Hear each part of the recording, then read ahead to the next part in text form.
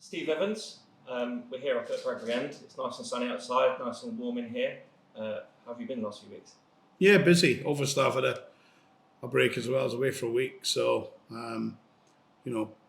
majority of the staff are away now. Alex has been away. We've come back in, but I've certainly never stopped. I think every day it's been myself and the chairman on Zoom calls and on phone calls, and the same with Leon. So we've been working really hard to make sure that our squad is getting put in place for the new season, but still a lot of work to go, but making some good progress.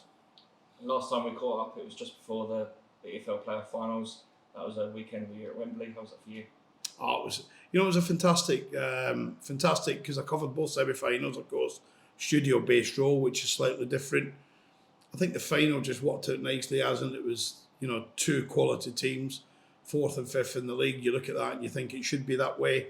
On the day, it could have gone either way. Stockport, I think for me, the one team in the league that should be in League One, if you like, based on what they've done all season. But how can you not what Paul Simpson's done? And those Carlisle players went toe-to-toe. And of course, I was live on Sky, but I was at the Carlisle end of the ground when the penalties concluded, etc. So just a magical day to be involved in. I don't think the EFL and in particular Sky Sports get the credit they deserve, because what a fantastic weekend they bring.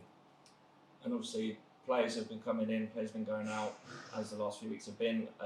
Let's talk about Alex Gilby and Jake Reeves. How was that like? What were discussions with them? Yeah, listen, we made offers to both of them for different reasons. Both decided to stay in League Two, completely different reasons. The Reevesy and Gilbs took the opportunity to call me, and we discussed it in further length. And as I said to both individually at the time, wish them really, really every success. Without Jake Reeves and without Alex Gilby, let's not mince our words, we would not be in League One as we're looking forward to. Both were fantastic professionals. Both were fantastic in the dressing room. Leaders on the pitch. Leaders by talking, they're both communicators, but more important, leaders by performance.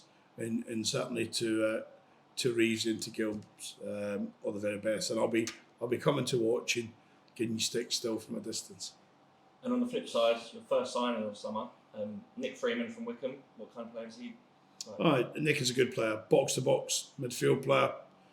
Can play anywhere across the midfield. Likes to get forward, likes to be creative. Works extremely hard. It's almost like the Ten Hag school of coaching, the Pep Guardiola school of coaching. If you can't run, you can't play. This boy can run and he can play. So for our level, we've made a very good signing. And Alex McDonald as well, who I know has played under you previously. Yeah, Macca's had a stunning season. I think you only have to, I only have to speak to the friends. I've got many friends in Gillingham. Obviously, people that live and die by that football club, and it's a great football club at the end of the day. Everyone knows my thoughts about what's wrong and what's right about that club. It's a great club. Macca was fantastic for them. If I'm being honest, when I made an approach to speak to Macca, I thought location could play a part. And I thought he's got a big decision to make, because he loved everything about what Neil Harris was doing. He's known me as a manager in 2 different clubs. And I think it took Macca a number of days when both pitched to him as to what he wanted to do. And I'm pleased it fell in our favour. Our supporters will like him. Macca's wholehearted, give everything he's got.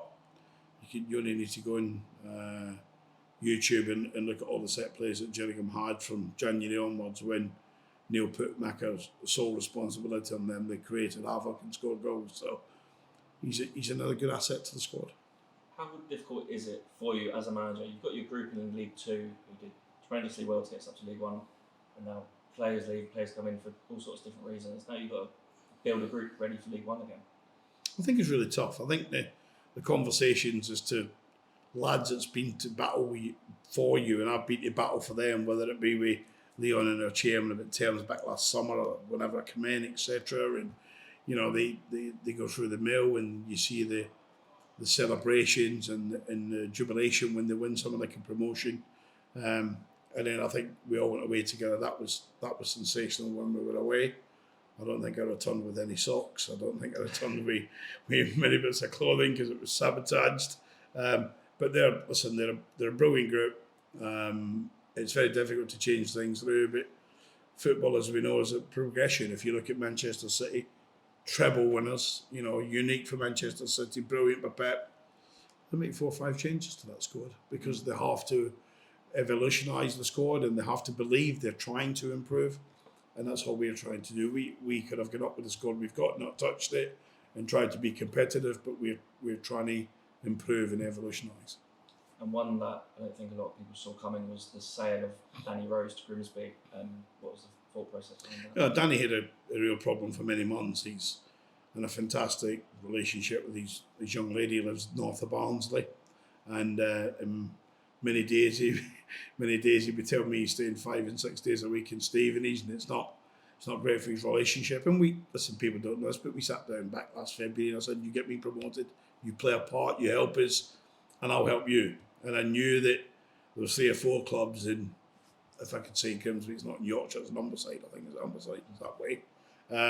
There was clubs interested, so I said to Rosie, they're interested from your representatives, you deliver for me, and I'll speak on behalf of you to the board and make it happen. And to be fair to Paul Hurst, he was on the phone. There was 2 particular managers that were straight on when they understood Danny's situation, and our chairman negotiated a fee. So in terms of business, it was very good. It's a significant 5-figure sum. It's not like £990.99 or whatever the terminology is. It was, well done Grimsby and well done Husty, because I know Husty had to work hard as well to get him in. But he joined a great club as well. You go to Grimsby if they're challenging like we did last season, there'll be 10,000 at the stadium. They're great support. So he's joined a really good club, and that was my final words to Danny. He had a choice of a couple of clubs, and I said for me out the 2, 100% Grimsby, and he's looking forward to that challenge. And that's a few big characters who have moved on, albeit to League 2 sides, but one you made sure that was staying there for next season was Carl Pijani, who signed a new deal. Yeah, Carl's been sensational since the first time I met him. I didn't particularly like him when he headed everything for Oldham that day in one of my early days here, but I met him with the intention I wanted to bring him into Stevenage, as you know. He didn't take a lot of convincing. He said he wanted to come and work with me. He'd done his own referencing and speaking to people. He's my type, and he's been a fantastic captain. He's a fantastic guy. I think he's on Route 66 at the minute in America, travelling. He deserved that new deal, and I proposed that to the board, and our chairman was very eager to make that happen. And perhaps a new partnership form with Nathan Thompson coming into the defence as well. Yeah, it's quite interesting. Everyone just thinks Nathan plays right back. Nathan is a very accomplished player anywhere across that back line, from left back, centre half. People don't realise he's as tall as he is. He's brilliant at 3 at the back, central or on either side. He can play right back. He's exceptional in the middle of the park as a sitter. And I think, in the words of Darren Ferguson, he wasn't undermining us, but he was surprised that we got Nathan, considering the interest in him. So again, credit to Leon, not to me. My opportunity to talk to Nathan about football is something I've done with Nathan many times, tried to sign him before. He knows me, we live fairly close to each other. But fair play to Leon for him and Nathan's representatives agreeing to do. And 2 big names staying on at Stevenage next season, Luther James Wilder and Jake Foster-Caskey. They're 2 big names to get over the line through the door. Yeah, I think when I come in, I think Luther was looked upon maybe as a squaddy, if you like. Can he get in? Can he not get in? He's just got better and better and better under myself. And that's not me, that's Paul Rayner, that's Alec Ravel, it's the coaching staff, it's the dressing room, it's the group, it's the ethos. He's just got better and better. And I think in many periods last season, his form was stunning.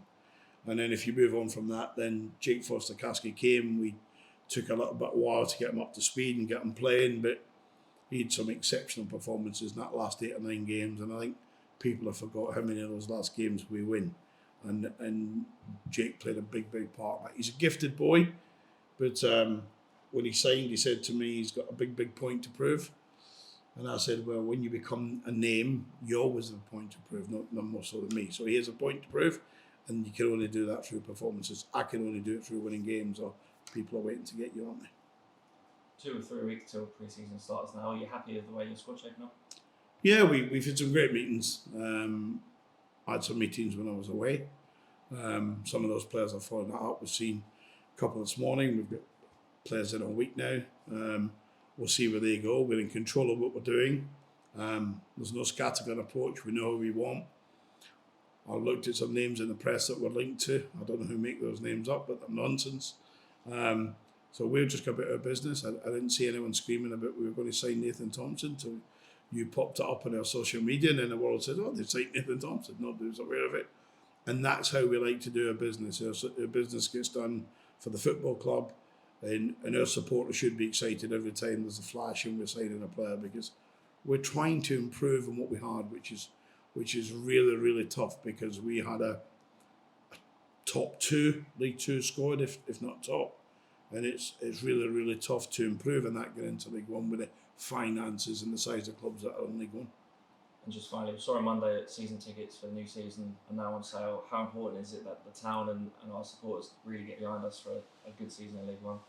Yes, it's massive. I think they're going to want to buy their season tickets. Look at the oppositions that's coming here. You know, there's no point waiting to 3 days before and crying on a social media platform saying that I've not got a ticket. Can anyone help me? When you're playing, we're playing Derby County, we're playing Barnsley, we're playing Peterborough, we're playing Wickham, we're playing Charlton, we're playing Portsmouth.